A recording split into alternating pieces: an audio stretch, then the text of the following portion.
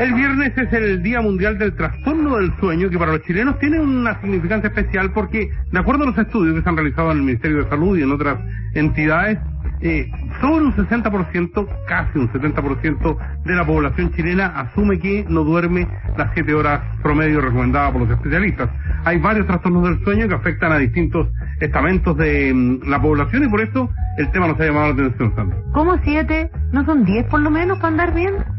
Bueno. No, eso es la gente patúa que se sube por el chorro. De eso vamos a hablar precisamente con la neuróloga del Instituto Europeo del Sueño, Vivian Wagner. Vivian Wagner. Ah, ya, está bien. Entonces, ¿cómo estás, Vivian? Bienvenida. Muy bien, gracias. Oye, hablemos primero partamos por eso. ¿Hay realmente un parámetro más o menos de promedio de horas de sueño que debiéramos tener? Sí, mira, eso depende de los requerimientos de cada persona y de las edades. Ya. Ahora, claramente un niño o un bebé, y a medida que vamos cumpliendo edad, nuestros requerimientos de sueño van siendo cada vez menores, ¿ya? Y de hecho nuestros requerimientos de sueño en el día, de siestas, también es menor. Un adulto en promedio, si hablamos más o menos de lo que debería dormir y que serían unas horas adecuadas, es más o menos entre 7 a 8 horas. Que es difícil porque hoy en día casi nadie duerme esa cantidad de horas. Pero eso es lo que se recomienda, que sería lo ideal que tú deberías cumplir en esa cantidad de horas. Claro, esa cantidad de horas, primero por la oferta televisiva, por Netflix y porque además tiene obligaciones laborales en la mañana, ¿no? Cada vez la gente duerme menos, claro, en ese sentido. Claro. Prolonga más el día y aumenta y avanza a la hora en que nos levantamos. Exactamente, claro. Pero esos son los parámetros más o menos para que tú pudieses tener un sueño reparador y puedan cumplirse las funciones físicas, biológicas que ocurren durante el sueño. ¿Cuáles son los principales trastornos del sueño que padecemos, Vivian? A ver, aquí ustedes también tienen un dato interesante de que esto es en base a la encuesta nacional de salud en el año 2009-2010, que reveló que aproximadamente un 63% de los chilenos mayores de 15 años dice tener problemas para dormir, ¿ya? Ahora, un 5% de esa cantidad dice que ronca o que tiene problemas para respirar mientras duerme, ¿ya? Ahora, parece poco el porcentaje, pero en realidad es mucho más de lo que pensamos. Esta encuesta también es ya de hace algunos años. Pero de los principales trastornos de sueño que afectan a la población es los problemas para respirar mientras tú duermes. Se conoce como apnea, ¿no? Apnea obstructiva de sueño. ¿Ya? Y el insomnio, ¿ya? Esos son como los dos grandes grupos que predominan en la mayoría de las poblaciones. El ronquido pareciera afectar más a la persona que está al lado que a uno mismo, pero afecta, ¿no? O sea, claro, afecta a ambos, tanto a la persona que lo padece como al compañero de cama. Ahora, ¿por qué afecta tanto a la persona que lo padece? Muchas veces la gente cree que roncar es normal. Y yo siempre le digo a mi paciente, a ver, roncar, aunque sea un poquito, no es normal, ¿ya? ¿Por qué no es normal? Finalmente, el ronquido traduce de que hay una obstrucción al paso de aire, desde la nariz hasta la faringe, y al pasar el aire en una zona obstruida, genera ruido que se manifiesta como ronquido. Entonces siempre detrás de un ronquido lo que tenemos que buscar es que si detrás de este ronquido hay dificultades para respirar, es decir, que yo tengo una apnea obstructiva de sueño subyacente que no la esté detectando. ¿Por qué es importante detectarlo y consultar? Porque las personas que tienen problemas para respirar mientras duermen están predispuestos a desarrollar enfermedades bien importantes para la salud. Dentro de ellas, hipertensión arterial, resistencia a la insulina, diabetes mellitus, problemas de tipo cardíacos, de arritmias cardíacas, y además te predispone para poder desarrollar como factor de riesgo infartos cerebrales y al corazón. Eso está súper estudiado, por eso hoy en día cuando un paciente consulta, tratamos de ser tan enfáticos y en cierta forma asustarlos, entre comillas, para que se hagan los estudios y se trate. Qué importante eso, porque uno de pronto dice, ya, dormí mal, voy a andar más cansado, el típico de, el fin de semana duermo, claro, recupero el sueño o no, y vemos todo este tipo de consecuencias asociadas. En términos generales, en Chile debemos estar bien mal respecto a la calidad del sueño, ¿no? Es que claro, la calidad del sueño en realidad ha ido disminuyendo hoy en día, más que nada primero por enfermedades de sueño que en sí nuestra sociedad como que no estamos muy conceptualizados de que claro, dormir es importante y dormir es vital, ¿verdad? O sea, 1/3 de nuestra vida la gastamos durmiendo, entonces sí o sí tiene que ser importante. Pero a lo que voy es de que en muchas otras sociedades, fuera de la nuestra, la consulta espontánea a un especialista en sueño por problemas de sueño es mucho más frecuente de lo que vemos en nuestra población. Entonces, claro, si yo tengo problemas para dormir, ya sea por algo que me esté sucediendo, yo consulto espontáneamente por eso, tiende a ser un poco más difícil acá en esta población. Habitualmente son derivaciones externas que nos llegan de otros profesionales, pero la idea es concientizar y que la gente pregunte y primero se detecte que algo le está pasando en su sueño y que no está durmiendo de la manera que lo está, o sea, no lo repara de la manera que lo debe reparar. Es que cuesta mucho dormir por una serie de factores, por enfermedades asociadas, por ejemplo. El reflujo, una cuestión que complica el sueño y lo obliga a levantarse muchas veces, pero creo que la principal causa de trastorno del sueño, Vivian, es la tensión, el estrés, es la condición en que te acuestas, ¿no? Claro, ahí juegan varias cosas. Muchas veces las personas tienen problemas para dormir secundarios a una enfermedad que no se ha detectado. Por ejemplo, me acabas de mencionar el reflujo, que es muy frecuente, ¿verdad? Eso genera múltiples despertares, se fragmenta el sueño, o personas que bruxan también en la noche. ¿Por qué es importante y por qué lo menciono? Muchas veces detrás de estas manifestaciones, por detrás hay enfermedades como la apnea del sueño, ¿ya? Estos son síntomas que se pueden presentar en pacientes con apnea, que bruxen y que tengan reflujo. Lo otro que me preguntabas. El estrés. El estrés, claro. A ver, el estrés como del día a día ya es inevitable que no tengamos estrés. Y claro, o sea, de las principales causas de insomnio, ya sea de conciliación o de mantención, el estrés es de los principales factores, dado que las personas llegan ya a su habitación planificando, pensando, y no paran, su cabecita no para, entonces finalmente no asumen que su dormitorio es para dormir, descansar, y solo para eso, ¿ya?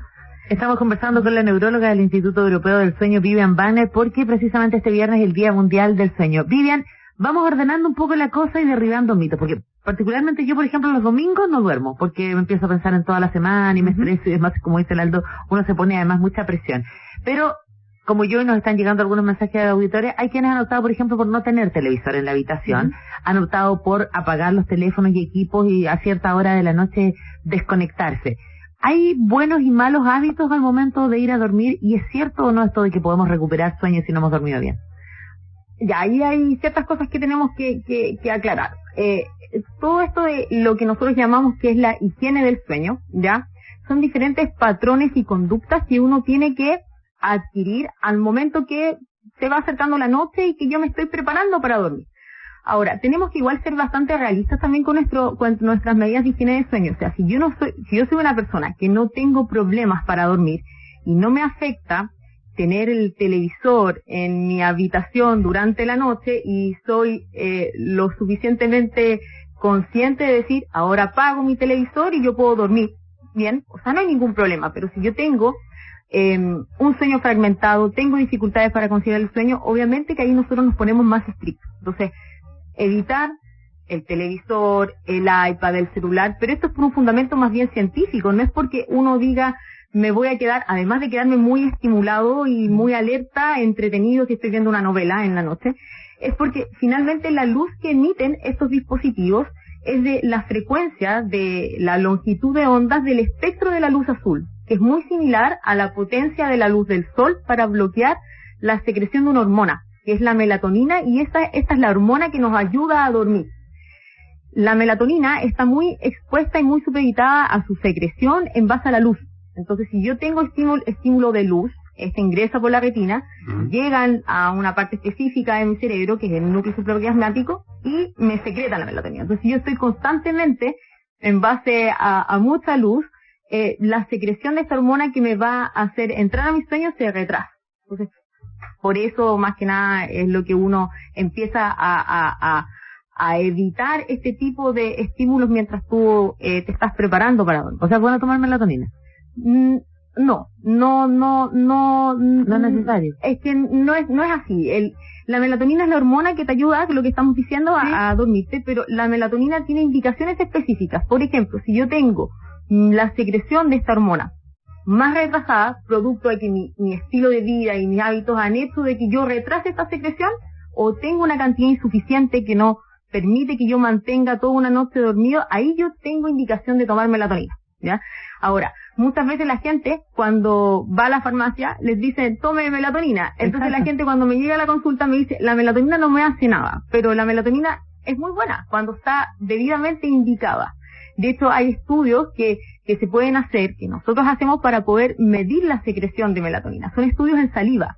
Entonces tú puedes ver cuál es tu secreción y de esa manera ver cuánto es tu pic, cuánto te falta y si es necesario apoyarte con melatonina y ahí te vas a ver beneficiado del uso de ella. Pero no es usarla por usarla. Vivian, entendiendo que el dormir es una cuestión individual, que cada uno determina la mejor manera de dormir, con calor, con frío, con la ventana abierta, con la ventana cerrada, con la tele prendida, con la tele apagada. Dormir de a uno ya es complicado, dormir de a dos es súper complicado porque hay que entrar a hacer una serie de concesiones. Hay algunos elementos universales que por ejemplo, tomar el agua de tilo antes de irte a dormir. Té de jazmín. ¿Té de jazmín? Escuchar el canto de las ballenas y esas cuestiones, ¿ayuda a un mejor dormir o no? A ver, hay ciertas como condiciones que te pueden ayudar a dormir y de hecho ahora que estamos como, las noches están haciendo más frías, nos van a ayudar a dormir mejor. ¿Por qué lo digo? Una temperatura adecuada en tu habitación para que te ayude a dormir y que te ayude a inducir el sueño es aproximadamente como entre 18 y 22 grados, ¿ya? Ahora, ¿por qué uno en la época, por ejemplo, de verano, le cuesta más conciliar el sueño? Es producto de las temperaturas muy altas y para que yo pueda inducir mi sueño, naturalmente hay un descenso de mi temperatura corporal y eso hace que yo pueda dormir, ¿ya? Ahora, el tema, por ejemplo, no sé si lo han escuchado de la ducha de agua caliente, ¿verdad que lo? La tina, claro. Eso es por un tema de que si yo me baño con agua caliente y me salgo, el hecho de esta diferencia de temperatura y luego sentir el frío y que haya un descenso de la temperatura, me va a inducir el sueño. O sea, estoy tratando de similar la condición fisiológica, que es el descenso de la temperatura corporal, y eso ayuda a inducir el sueño. Pero eso, claro, son mitos que pueden ayudar, pero no tienen base científica tampoco. Pero si les sirve, podría ser útil. Pero más o menos es por eso, por lo que estamos conversando. ¿La leche tibia es lo mismo? Es lo mismo, claro, es lo mismo. Pero es un tema de temperatura y el descenso de la temperatura es lo que te ayuda a dormir. Vivian Banner, hablemos un poquito de las etapas del sueño, porque mucho se habla también de que el sueño REM, que el sueño ligero, que el sueño profundo, que muchas veces despertamos durante la noche y además precisamente en el último tiempo hay muchos dispositivos que nos permiten medir, se supone, la calidad de nuestro sueño. ¿Cuál es la mejor de esas etapas del sueño? ¿Qué es lo que hay que conseguir cuando hablamos de un sueño saludable o reparador? El sueño tiene 2 etapas. Uno de ellos es el sueño no REM, que tiene 3 subetapas, que es la etapa 1, la etapa 2 y la etapa 3, y luego viene el sueño REM, que es el de movimientos oculares rápidos, ¿ya? A ver, en cada una de estas etapas ocurren procesos distintos. En la etapa del sueño no REM ocurre procesos de restauración física, ¿ya? Hay ciertas secreciones de hormonas en las cuales yo puedo provocar una recuperación y regeneración física y de mi energía. Ahora, en el sueño REM, sobre todo ocurren procesos de reparaciones más bien y consolidaciones cognitivas. Me refiero sobre todo a consolidar lo que es aprendizaje y memoria. Entonces cada una de estas etapas tienen sus funciones, por ende todas son importantes. No es que necesitamos porcentaje más de una que de otra. O sea, en el sueño, si uno divide por etapas, claro, lo normal es que yo tenga ciertos porcentajes de cada una de estas etapas. De hecho, cuando uno hace un estudio de sueño, uno puede medir la cantidad de sueño 1, 2, 3, sueño REM. Pero finalmente lo importante es de que todas estén en su proporción adecuada, porque cada una tiene una función. O sea, no es que porque yo tenga más sueño REM versus un poquito menos de sueño no REM va a ser mejor. No, eso no ocurre. Eso es lo que ocurre en las etapas del sueño, ¿no? Vivian, ¿el sexo ayuda o no? ¿En qué sentido? A quedarse dormido. Habitualmente las mujeres reprochan, tenés sexo y te quedas dormido. Es una manera de quedarse dormido, ¿no? O sea, hay un... Es que en estricto rigor, no. ¿Por qué? También depende. Lo que pasa es que cuando tú te activas de manera física, ya, por ejemplo, mucha gente dice, no, yo me quedo dormido y me ayuda a dormir a hacer ejercicio antes de acostarme. En estricto rigor eso no es bueno, porque tú te activas mucho y tú llegas a tu habitación muy, muy, muy activo, entonces no llegas con tus revoluciones ya más bien bajas como para hacer un entorno a tu sueño. Entonces, en estricto rigor, o el tener sexo antes de dormir no debería ayudarte para conciliar el sueño. Claramente que si digamos algo placentero te va a ayudar a relajarte, pero no es que el tema de o sea, la chica tengo insomnio, hagamos sexo, no vale en ese caso. no, yo creo que no. Tampoco es Aldo. ¿Qué pasa a propósito del insomnio? Las etapas en que estamos despiertos durante la noche. Porque hay personas en que a lo mejor despertamos ratitos y no nos damos ni cuenta. Hay otras que tenemos el teléfono en el velador, entonces está en silencio, pero igual se prende una lucecita cuando llega un mensaje y uno va y lo agarra y lo mira y como que se vuelve a activar, y eso también está permanentemente. Y hay quienes despiertan, no sé, todas las noches a las 3 de la mañana y se quedan media hora despiertos, o a las 5 y se quedan 2 horas despiertos, no sé. Los estímulos esos que nos están llegando de noche y que alteran el claro, sueño. es que finalmente, si tú tienes un estímulo permanente, ya sea porque tienes el celular cerca o porque mucha gente hace de que a veces dice, me quedo dormido con la tele porque siento que me acompaña o que así duermo mejor, o, por ejemplo, yo tengo una enfermedad que está afectando mi sueño y eso provoque que yo tenga múltiples despertares. Claro, finalmente, no necesariamente yo tengo que tener un despertar que me acuerde, sino que el sueño se puede fragmentar por micro despertares. ¿Qué es lo que nosotros llamamos un micro despertar? Es actividad de vigilia, es decir, de estar despierto en el sueño, pero es muy corta, dura entre 3 a 15 segundos, por ende nadie los percibe. Entonces, finalmente, si yo tengo múltiples micro despertares o despertares, ya, el sueño se fragmenta y claramente no voy consolidando y llegando a la etapa de sueño en su respectiva proporción. Que uno sueñe mucho significa que tiene mal dormir, ¿o no? ¿Es un mito eso? A ver, sí, ¿por qué? Porque todos soñamos. Sí. Ya, todos, a veces hay gente que dice, no, yo no me acuerdo de mis sueños. Claro, un tema es que tú no te acuerdes y el otro tema es que sí soñaste. O sea, todos soñamos todas las noches. El tema es cuando tú te despiertas para tú recordar tus sueños. Los sueños más oníricos son sobre todo los que ocurren en el sueño REM, ¿ya? Y este sueño, el sueño REM, ocurre sobre todo más en la segunda mitad de la noche. Entonces, si yo me despierto, por ejemplo, más tarde, o me despierto en la segunda mitad de la noche, que es lo habitual que hacemos, yo recuerdo mis sueños porque me despierto en medio del sueño REM. Esa es la explicación de por qué yo me puedo acordar de mis sueños. No es que a veces uno dice, no soñé nada ayer en la noche. Claro, a veces puedo dormir muy poco y no alcancé estas etapas más prolongadas del sueño REM, que ocurre más en la segunda mitad, por eso no me acuerdo. Pero esa es la justificación. Vivian Banner, una última pregunta, porque el 6 de abril rige el nuevo horario. Hay que cambiar la hora, ahora va a ser por 5 meses, no por 3 meses. Es decir, a las 0 horas de ese día sábado hay que retrasar el reloj para que sean las 11 de la noche. ¿Es efectivo eso que hay que prepararse un poco días anteriores para no tener perturbaciones de sueño?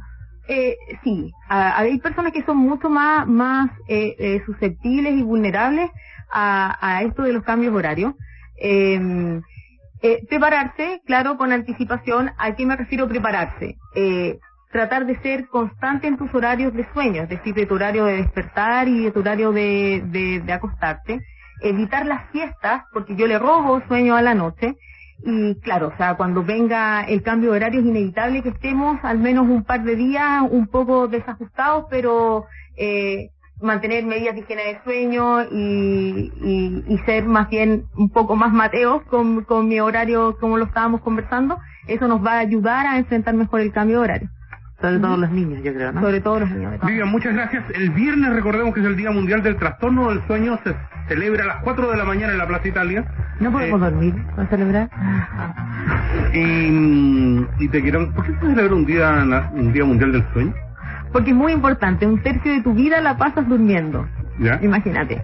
Es vital, es demasiado importante. Si uno no duerme y se priva completamente de sueño, lleva a la muerte. Pero aclaramos una cosa, ¿es el Día Mundial del Sueño o del Trastorno del Sueño? De los trastornos del sueño. De los trastornos del sueño. A ver, habemos algunos que subimos el promedio. Ahí, del tercio. Gracias, Vivian. Que estés bien.